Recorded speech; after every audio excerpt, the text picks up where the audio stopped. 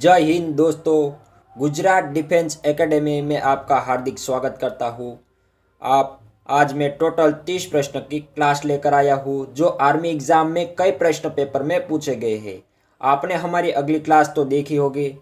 उन्हीं तरह यहाँ मैं दूसरे इम्पोर्टेंट प्रश्न लेकर आया हूँ, तो आप इन्हीं में से कोई भी प्रश्न छोड़ेंगे नहीं। आप अंत तक ज़रूर देखेंगे। अगर आपको हमारी क्लास अच्छी लगे और नए हो तो वीडियो को लाइक करें, ज़्यादा से ज़्यादा दोस्तों को शेयर करें और हमारे चैनल को सब्सक्राइब करके बेल आइकन को ऑन करें ताकि हमारी आने वाली हर एक वीडियो आपको पहले मिल सके।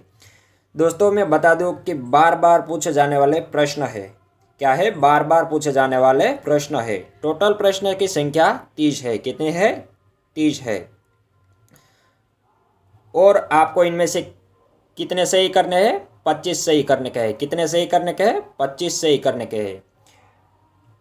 अगर आपकी तैयारी अच्छी रही तो 30 भी हो सकते हैं सही, और नहीं हुई तो 20 भी हो सकते हैं। तो वो आपकी तैयारी पे डिपेंड करता है कि आपका कितना टोटल हुआ। अगर आप के इन्हीं 30 प्रश्न में से जितने भी सही हुए हैं वो हमें कमेंट बॉक्स में ज़रूर बताएगा ताकि हमको पता चले कि आपकी तैयारी बेहतरीन कितनी है, वो हमको पता चले। तो चलिए ज़्यादा टाइम ना लेते, हम अपने क्लास के आगे शुरू करते हैं।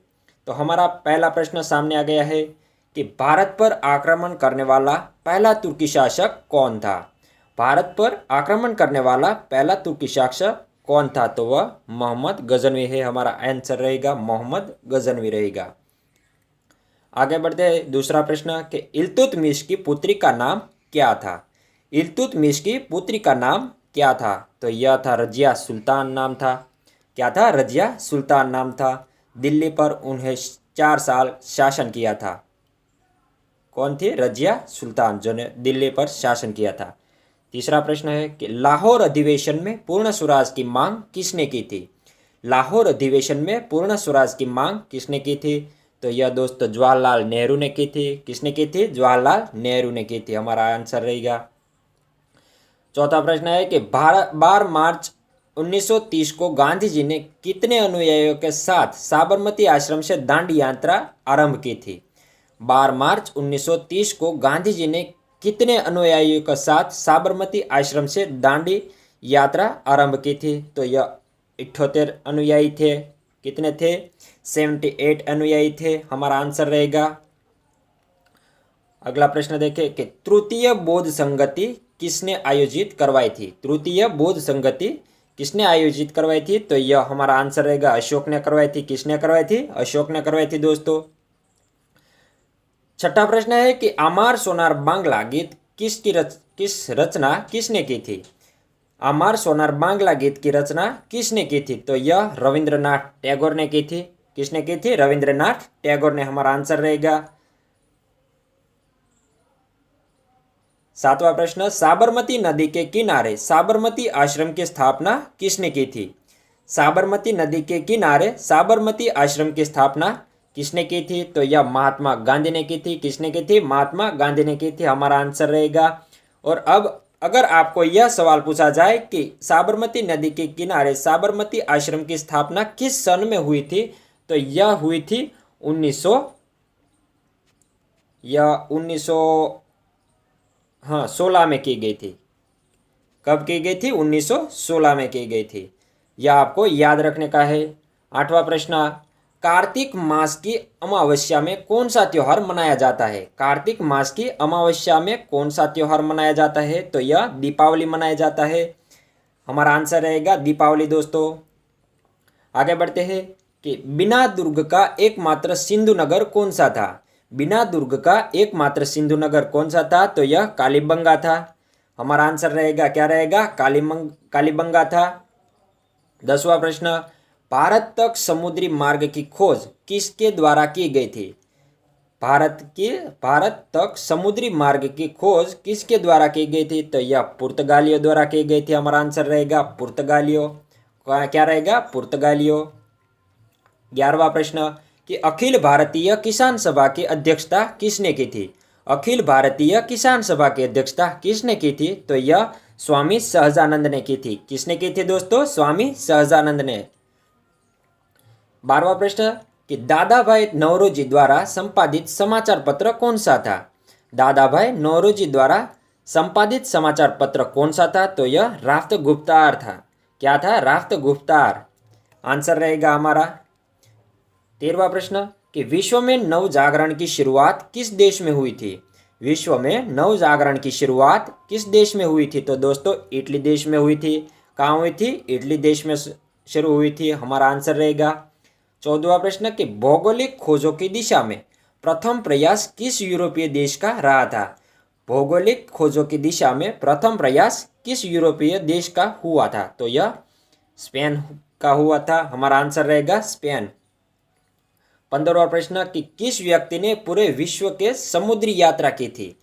15वां प्रश्न कि किस व्यक्ति ने पूरे विश्व की समुद्री यात्रा की थी? तो यह मैगेलन से। कौन है? मैगेलन है। हमारा आंसर रहेगा मैगेलन। दोस्तों आप आगे बढ़ते हैं कि विश्व में औद्योगिक क्रांति की शुरुआत किस शताब्दी में हुई थी? 16वां प्रश्न कि विश्व में औद्योगिक क्रांति की शुरुआत किस शताब्दी में हुई थी? तो यह 18वीं शताब्दी में हुई थी। कितनी शताब्दी में? 18वीं प्रश्न हमारा आंसर राइट रहेगा। 17वां प्रश्न कि अमेरिका को पूर्ण स्वतंत्रता की प्राप्ति कब हुई थी? अमेरिका को पूर्ण स्वतंत्रता की प्राप्ति कब हुई थी? तो यह दोस्तों जुलाई 1776 में हुई थी। 1776 में हुई थी। हमारा आंसर रहेगा। 18वां प्रश्न कि जर्मनी के एकीकरण हेतु बिस्मार्क ने किस नीति का अनुकरण किया था? जर्मनी के एकीकरण हेतु बिस्मार्क ने किस नीति का अनुसरण किया था? तो लौह एवं रक्त की नीति। क्या दोस्तों? लौह एवं रक्त की नीति का अनुसरण किया था। हमारा आंसर रहेगा कि क्रिसमस त्योहार किस तिथि को मनाया जाता है? क्रिसमस त्योहार किस तिथि को मनाया जाता है? यह 25 दिसंबर को मनाया जाता है। क्या दोस्तों? 25 दिसंबर। यह आपको याद रखने का है। आगे बढ़ते हैं कि नागौर मेला भारत के किस राज्य में आयोजित होता है? नागौर मेला भारत के किस राज्य में आयोजित होता है? तो यह राजस्थान में होता है, जो भारत में स्थित है। क्या? राजस्थान। हमारा आंसर रहेगा। आगे बढ़ते हैं। दोस्तों मैं बता दूं कि हमारे क्लास अच्छी लगे तो एक लाइक ज़रूर दीजिएगा, और आपको बढ़िया लगे तो अपने दोस्तों को ज़्यादा से ज़्यादा शेयर करें, ताकि आपको भी तैयारी हो और आपके दोस्तों भी आपके साथ तैयारी हो। तो आगे बढ़ते हैं कि सौरमंडल का सबसे बड़ा उपग्रह कौन सा है? तो यह गैनीमेड है। क्या है? गैनीमेड है। हमारा आंसर रहेगा। 22वां प्रश्न के भारत में अंतरिक्ष कार्यक्रम की शुरुआत कब हुई थी? भारत में अंतरिक्ष कार्यक्रम की शुरुआत कब हुई थी? तो यह 1969 में हुई थी। किस वर्ष हुई थी? 1969 में हुई थी। यह हमारा आंसर रहेगा दोस्तों। आगे बढ़ते हैं कि भारत का पहला उपग्रह कौन सा था? भारत का पहला उपग्रह कौन सा था? तो यह आर्यभट्ट था, जो 1975 में प्रक्षेपित किया गया था। यह आपको याद रखने का है। आगे बढ़ते हैं। सूर्य तथा पृथ्वी की न्यूनतम दूरी किस तिथि को पाई जाती है? सूर्य तथा पृथ्वी की न्यूनतम दूरी किस तिथि को पाई जाती है? तो यह 3 जनवरी को पाई जाती है। क्या रहेगा आंसर हमारा? 3 जनवरी को पाई जाती है। आगे बढ़ते हैं कि एक देशांतर रेखा की दूरी तय करने में कितना समय लगता है? एक देशांतर रेखा की दूरी तय करने में कितना समय लगता है? तो यह 4 मिनट का समय लगता है। कितना लगता है? 4 मिनट का समय लगता है। हमारा आंसर रहेगा। अफ्रीका की सबसे ऊंची पर्वत चोटी का नाम क्या है? अफ्रीका की सबसे ऊंची पर्वत चोटी का नाम क्या है? तो यह किलिमांजरो है। कौन से है? किलिमांजरो है। 27वां प्रश्न तकलामाकान मरुस्थल विश्व के किस देश में स्थित है? तकलामाकान मरुस्थल विश्व के किस देश में स्थित है? तो यह चीन देश में स्थित है। कौन से देश है? चीन देश। हमारा आंसर रहेगा चीन देश। 28वां प्रश्न अमेजोन नदी का उद्गम स्थल कहाँ पर है? क्या 28वां प्रश्न है कि अमेजोन नदी का उद्गम स्थल कहाँ पर है? तो यह एंडीज पर्वतमाला में है। कहाँ है? एंडीज पर्वतमाला में उद्गम स्थल है उसका। 29वां प्रश्न देखिए कि कर्क रेखा पर भारत का कौन सा शहर अवस्थित है? कर्क रेखा पर भारत का कौन सा शहर अवस्थित है? तो यह रांची शहर है। कौन सा है? रांची शहर है। हमारा आंसर रहेगा। लास्ट प्रश्न देखिए कि क्षेत्रफल की दृष्टि से भारत का विश्व में कौन सा स्थान है। अगर आपकी तैयारी अच्छी हुई तो यह आपका बाएं हाथ का खेल है आंसर देने का कि क्षेत्रफल की दृष्टि से भारत का विश्व में कौन सा स्थान है, तो यह 7वां स्थान है। दोस्तों यह हमारे 13 प्रश्न पूर्ण हो चुके हैं। इनमें से आपका कितना प्रश्न राइट हुए हैं यह आपको कमेंट बॉक्स में ज़रूर बताने का है। दोस्तों मैं फिर से बता दूं कि आप हमारे चैनल में नए हो तो हमारी क्लास को लाइक करें, अपने दोस्तों को ज़्यादा से ज़्यादा शेयर करें और हमारे चैनल को सब्सक्राइब करके बेल आइकन को ऑन करें ताकि हमारी वीडियो आने वाली हर एक वीडियो आपको पहले मिल सके। तो फिर मिलेंगे दोस्तों। जय हिंद, वंदे मातरम।